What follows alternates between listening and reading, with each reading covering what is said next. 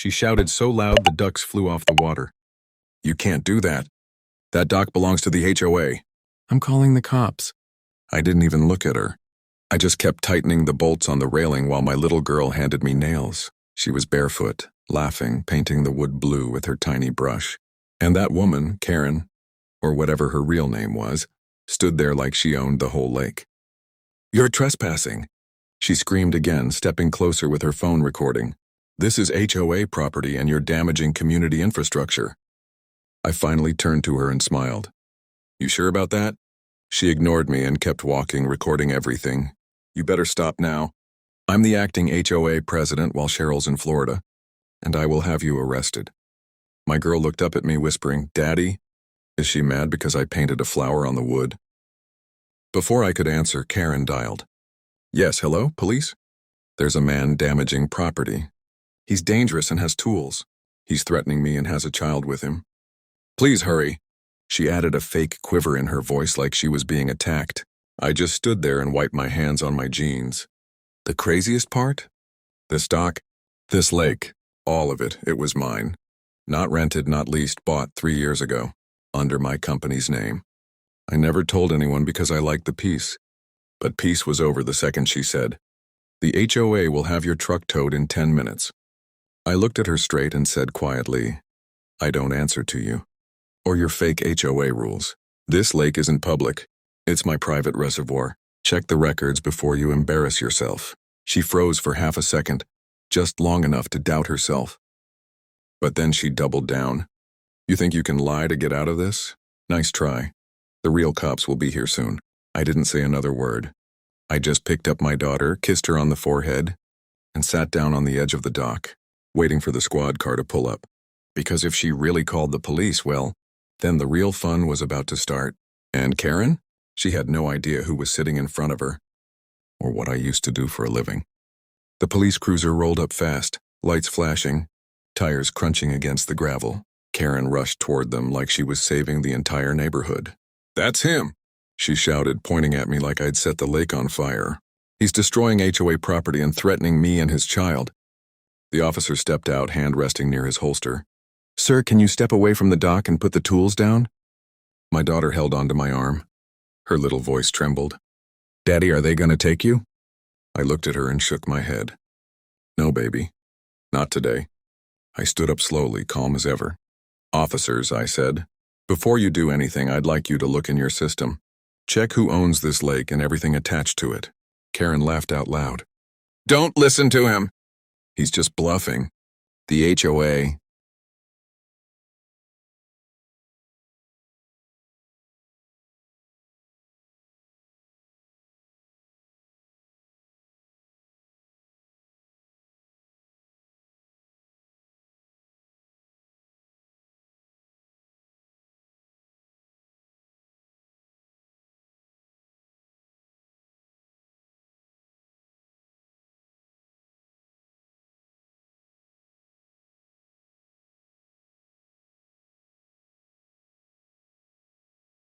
"Ma'am," one officer interrupted, "we'll handle it."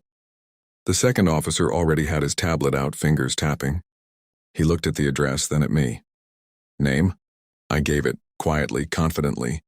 He froze, tilted the screen to his partner. They both looked at each other, then at Karen, then back at me. The first officer stepped forward and lowered his hand from the holster. "Sir, do you have any proof of ownership on site?" I pulled a folder from my truck and handed it over. Title documents, a land survey water rights deed, and the court filing that officially declared the reservoir private. His eyes widened. Karen's voice cracked. "That can't be real. This lake has always been ours. The HOA maintains the dock, the benches, everything."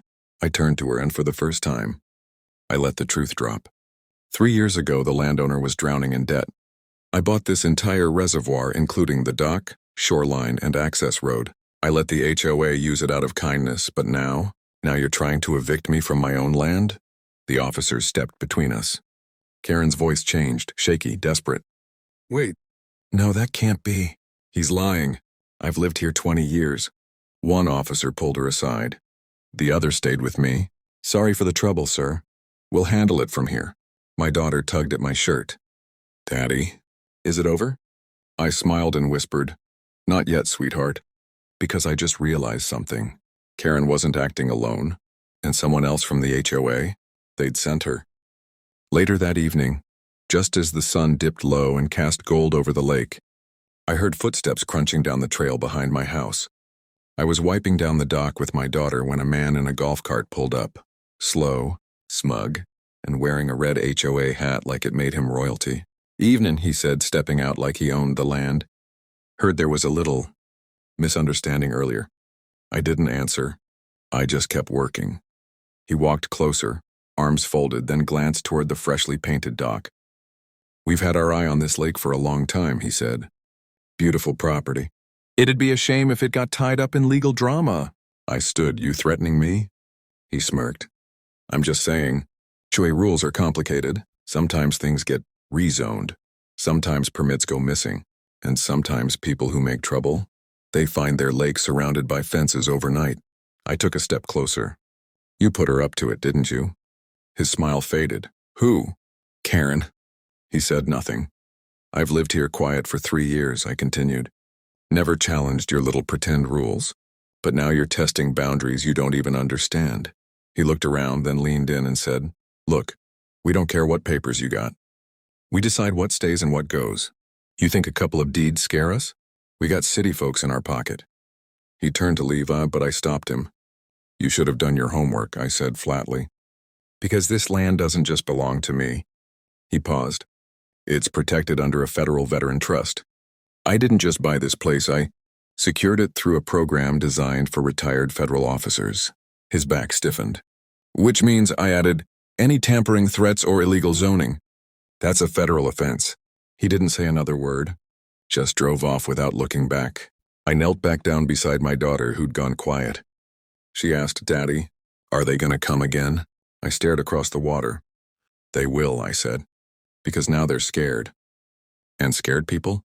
They always make mistakes. By morning, the mistake had already happened.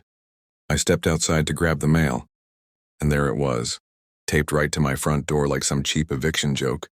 A fake violation notice printed in bold red letters. "Final warning, illegal. Structure on HOA property. You have 24 hours to vacate. Signed, Acting President Karen M. Delaney." They even had the nerve to stamp it with a phony HOA seal. I laughed. Not because it was funny, but because they really thought paper and ink could undo legal ownership. But this time they went too far. Because they didn't just tape it to my front door. They taped one to my daughter's playhouse too. That was my breaking point. I made a few calls. Quiet calls. The kind I hadn't made in years. One to the land surveyor who helped with the original acquisition. One to a retired JAG lawyer who owed me a favor. And one more to a man named Torres, an old friend from my federal days, now head of zoning enforcement for the entire county. By 3 p.m., we were standing at the end of the dock with tripods, scanners and drones mapping out the exact boundaries. Karen was watching from across the lake with binoculars. I didn't wave. The HOA rep, same guy from the red cap, pulled up again, but this time in a fancy black SUV. He got out, red in the face. "You think calling your little government buddies is gonna scare us?" I didn't reply. Torres did. "Actually," he said, flipping a badge, "I'm not a buddy. I'm county enforcement, and you just committed fraud on protected land." The guy froze. Torres pulled the fake notice from his folder. "You signed this. That makes it a legal offense. That lake, that dock, that playhouse?" He turned and pointed. "Every inch of it falls under federal property trust. You just threatened a child's space on federal land. And that comes with jail time." Karen was already halfway to her car. The red cap guy tried to speak, but Torres cut him off. "You people think because someone stays quiet, they're weak. But this man here?" He nodded toward me. "He's not weak. He's just been patient." I looked the guy dead in the eye. "Tell your HOA, the game's over." He didn't argue. He just walked back to his SUV and drove away slow. But deep down I knew it still wasn't over, because bullies never give up after losing. They try one more time, and that last time is always the loudest. By sunset, the neighborhood group chat was on fire. Screenshots of the investigation folder were already floating around Karen's fake rules, made-up fines, even a list titled "Target Homes for Code Violations" with addresses, names, and personal notes like too many kids and truck always parked outside. People were furious. Some were scared. All of them were awake now. But what hit hardest was the video. One of the county reps had released the doc camera footage the moment Karen tried to tow my truck, lied to police, and screamed that my daughter's paintbrush was vandalism. It spread like wildfire. Facebook, Reddit, even a neighborhood podcast picked it up. The caption under it read, "She called the cops on a veteran mow. Dad repairing his own dock didn't know. He owned the lake." That night I got a knock at the door. It wasn't Karen. It was Mr. Jeffries, the quiet old man from 2 houses down, always wore a fishing hat and barely spoke. He handed me a folded envelope, nodded, and said, "Thought you should see this." Inside was a letter from 2 years ago, signed by the real HOA president, Cheryl, the one Karen claimed was on a long vacation. It was her resignation letter, and her warning. She'd written, "Karen has been overstepping. She's rewriting rules, ignoring votes, and threatening anyone who questions her. I'm stepping down before it turns into something worse." I looked up at Jeffries. "Why are you showing me this now?" He sighed. "Because we didn't know how to fight her. Until you did." Before I could answer, my phone buzzed. A message from an unknown number. One photo. Karen, sitting in a lawyer's office. Red eyes, shaking hands. Then a second message came in, just 3 words. "We're not done." I stared at the screen, jaw tight. Because now I knew this wasn't just Karen. There was something bigger behind her. And they weren't backing down quietly. The final blow came faster than I expected. 3 days later, a black envelope showed up in my mailbox.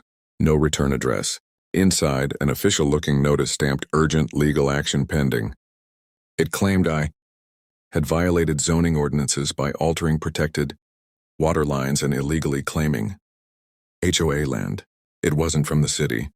It wasn't from the county. It was completely fake. But the signature at the bottom belonged to someone real. A local judge who I knew personally, because 15 years ago, I was the federal officer who helped expose a corruption ring in this very district. And that judge, he was the only one who testified with me in court. So I called him. He hadn't signed anything, hadn't filed a single document.